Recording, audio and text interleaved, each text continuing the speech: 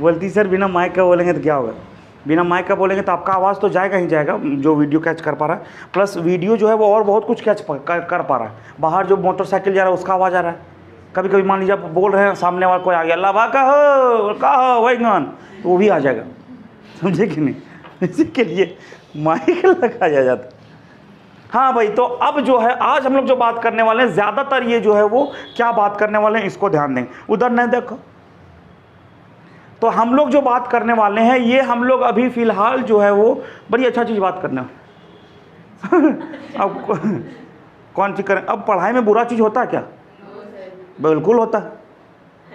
लड़की लोग बोलती है ना, ये लड़का लोग भी बोलता है, so mean of you, you bloody rascal swine, है कि नहीं? लड़का लोग के नाम याद रखिए, कुछ कुछ गाली भी होता है, लड़की लोग के नाम मुंह से अच्छा लगता है, यू ब्लडी रास्कल स्वाइन, है कि नहीं? Thank you. और लड़का लोग प्यार से भी बोलता है थैंक यू, लगता है खैनी मांग रहा है, तो कहीं ना कहीं होता है। फिलहाल ये तो आप जान रहे हैं कब का क्या होता है, कब क्या होता है, वेन, ये तो जान रहे हैं आप, कब का वेन, कब जा रहे हो, वेन आर यू गोइंग, कब आओगे, वेन विल यू कम, ये तो जान रहे हैं। मगर अगर यहां पे लग गया आपका कब से, तो ये भी जानते होंगे, है कि नहीं? तो याद रखिएगा कि कब से होता है हाउ लॉन्ग,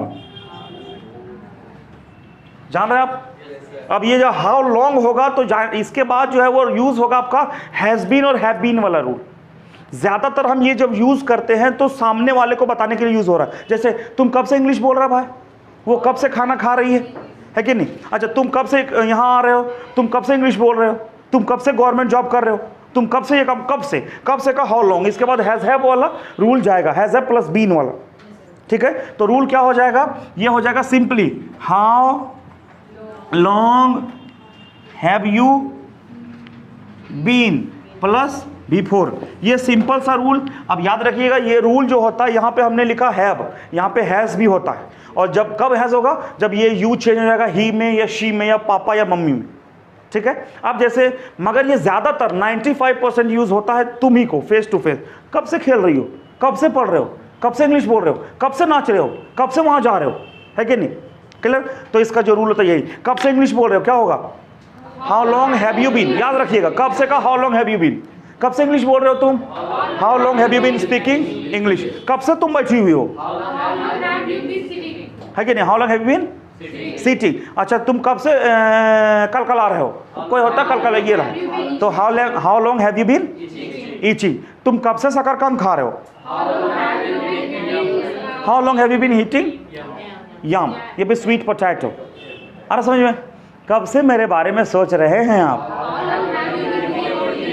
अब हमको बोलना है 2 साल हो गई है,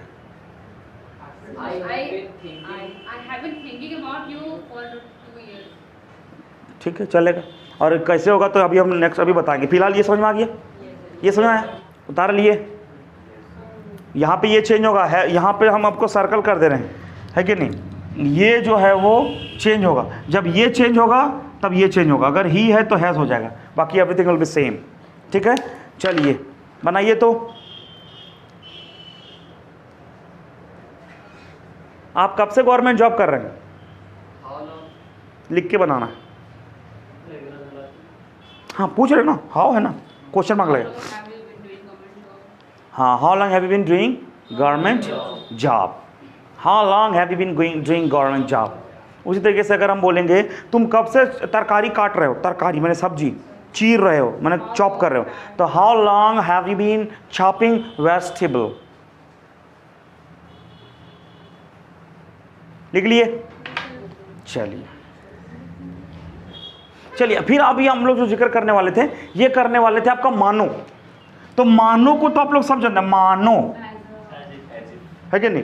तो ये तो आप सब जानते हैं कि एज और इफ यूज होता है, मगर इसका एक और दो इंपॉर्टेंट स्ट्रक्चर है कि नहीं? मतलब इंपॉर्टेंट रूल है जो आपको जानना बहुत जरूरी, ठीक है? याद रखिएगा कि आपका जो सेंटेंस रहेगा, पहला सेंटेंस ये आपकी मर्जी का है, आपका जो सेंटेंस बोलेगा वो आप डाल सकते हैं। जैसे वो नाच रही है तो कॉन्टिन्यूअस में जा सकता है कि नहीं? वो खेलता है, प्रेजेंट में चला जा रहा है कि नहीं? वो हमको ऑर्डर दिया है, परफेक्ट में चला गया। तो ये सेंटेंस आपका सेंटेंस के हिसाब से चेंज हो जाएगा। मगर जैसे ही यहां लगा आपका एज इफ, तो ये हमेशा आपका पास्ट में रहता है कि नहीं, हमेशा पास्ट में।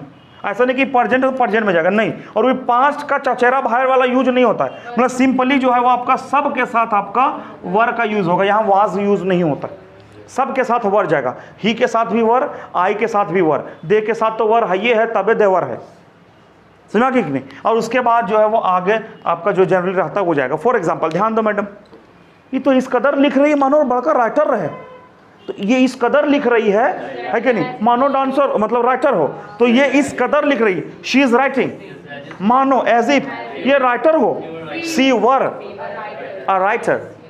आ रहा समझ में है कि नहीं। उसी तरीके से वो मुझे इस कदर हुक्म देती है, मानो वो मेरी, मानो मैं उसका नौकर हूं।